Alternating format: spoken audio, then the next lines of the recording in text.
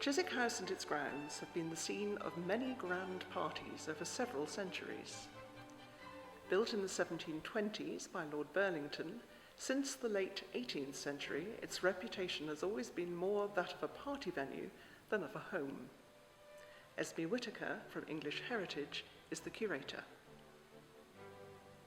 Lord Burlington built Chiswick House in the 1720s, but it was actually after the Dukes of Devonshire had inherited at the end of the 18th century that it became a particularly appropriate place for grand parties.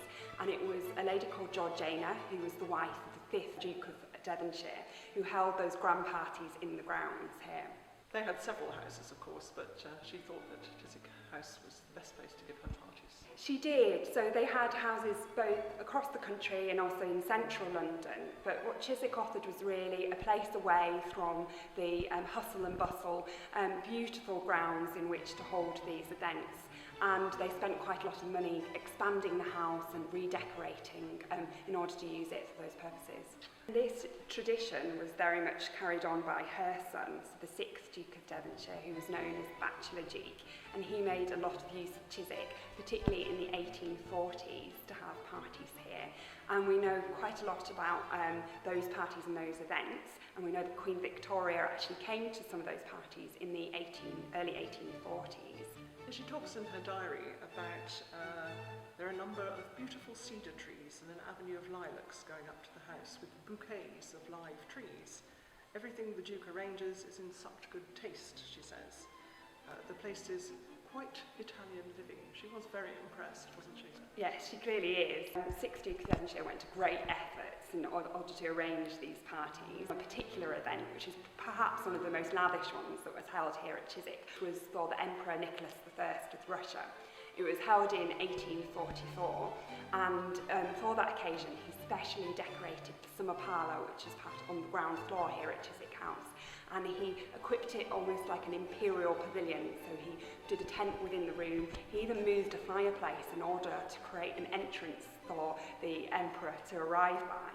And there were great reports in the press of this occasion, particularly because he brought in a group of giraffes to roam in the grounds. So this party was for the Emperor of Russia, and the King of Saxony was there, Prince Albert was there, but Queen Victoria wasn't. Do we know why? Well, we don't know why Queen Victoria didn't attend that occasion. Maybe at this date she was having one of her many laying-ins. Yes, possibly that was the case.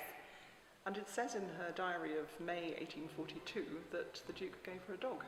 Yes, he did. He gave her a puppy, which she writes in her diary that it's called Bonnie or Boney, so B-O-N-Y, and it's a Blenheim Spaniel.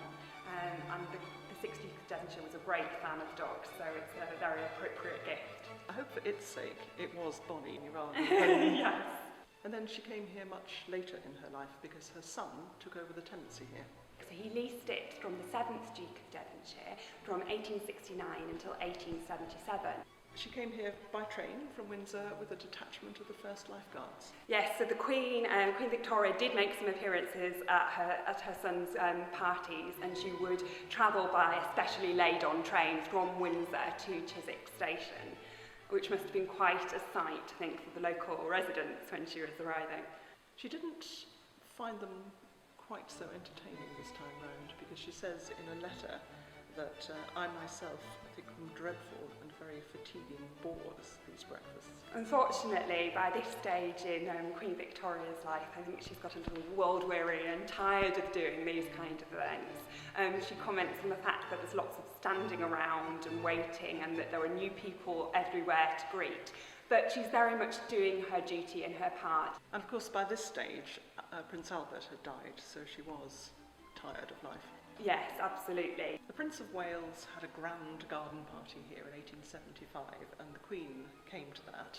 And there is actually a beautiful picture of that event. Can you take us through the picture? Tell us about the picture. So it's actually a print of the garden party that was held in 1875 in the grounds, and it is a view kind of all the guests. So there's more than 300 kind of individual portraits of the guests, and it was the great and good attended this garden party. And it was a very large-scale painting that he produced, so it was 16 foot by 7 foot, and so that enabled him to do these accurate portraits of the guests, of the Prince of Wales, Queen Victoria, and all of their guests.